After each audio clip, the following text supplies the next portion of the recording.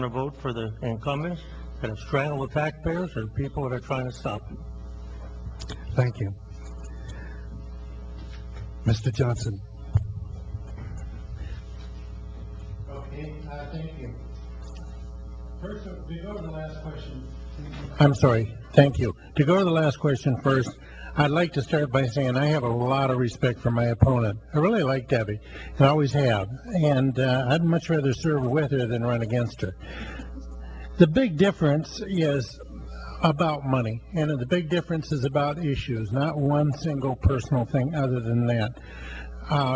Deb, I believe, made a mistake when she took her chair and in the first 5 seconds voted for a $21 million assessment that I think, and I agree with Dave, was flawed and illegal in some areas, particularly when you consider the law that you must be able to provide the services of what you assess for. We cannot do that with vacant lots, number one, because we don't have the permits to issue them for development. So that in itself would be an illegal reason not to have that assessment. But the worst part is there's 4 more assessments just like it coming if we're to bear the whole burden of wastewater, and I'm not ready to stop talking about it.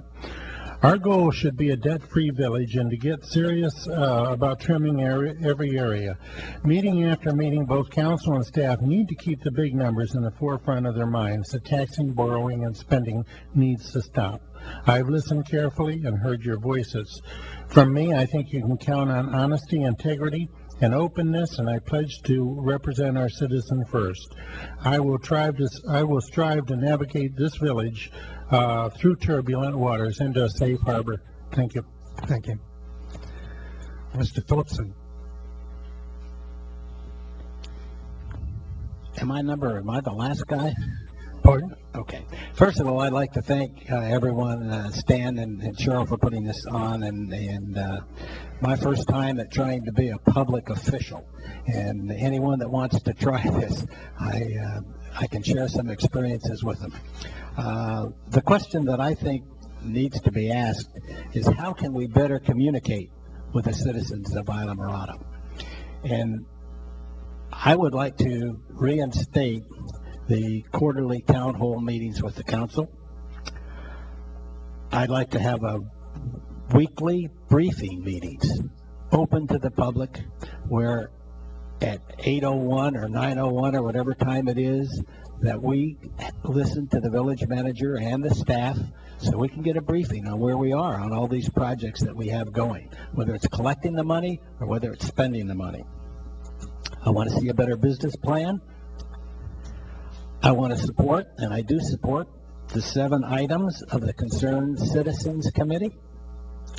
And I want to be able to take citizens' questions. I want to be able to sit here after a council meeting and have a citizen come up to me that didn't want to go to that podium for one reason or another, and I do want to be able to listen. Why you should vote for me in 15 seconds. I have a business plan, a business background with years and decades of experience that I think I bring to this village that you can't get with anyone but me. Thank you. Thank you. Ms. Borski.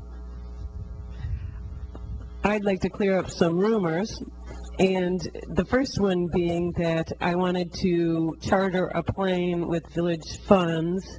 I, being on the Land Acquisition Committee and chair of it, was aware there was $25,000 in our village budget for land acquisition.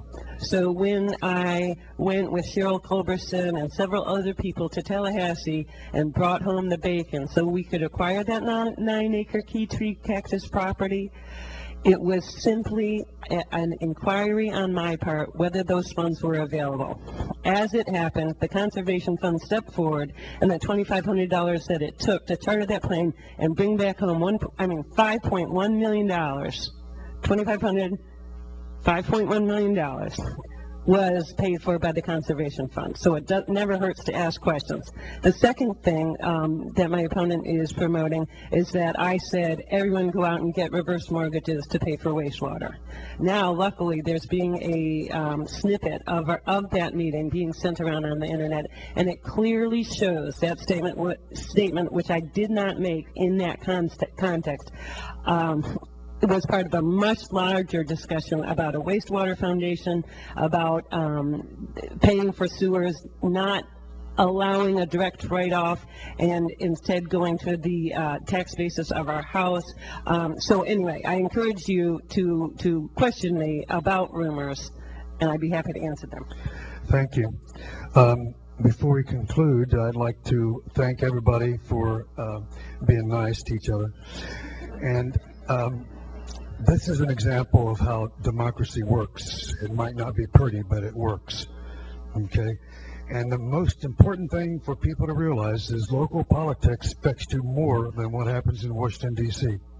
So vote carefully. You want me to read this, or you want to? Okay, I'm not going to. I'm going to read this because it's good. Thank you to all participants and audience members, as well as the Village of Islamorada and Judy Hall from the Chamber of Commerce for assistance. Please join us for coffee and conversation in the back, and remember to vote on March 9th. That concludes the candidate forum. Oh, well, maybe not. Please, a round of applause for everyone. I want to thank all of the candidates. You all did a wonderful job. I wish we could have 8 new elected officials rather than just 4. We are happy that you did this for us. We're proud. We want to thank Wes Conklin, Rosemary Hines, the people from the Village of Islamorada who helped us, Larry Schaefer as the moderator, and most importantly, we want to thank you as candidates for putting out the effort, and we are sure that whoever is elected is going to do a really great job. Again, thank you very much.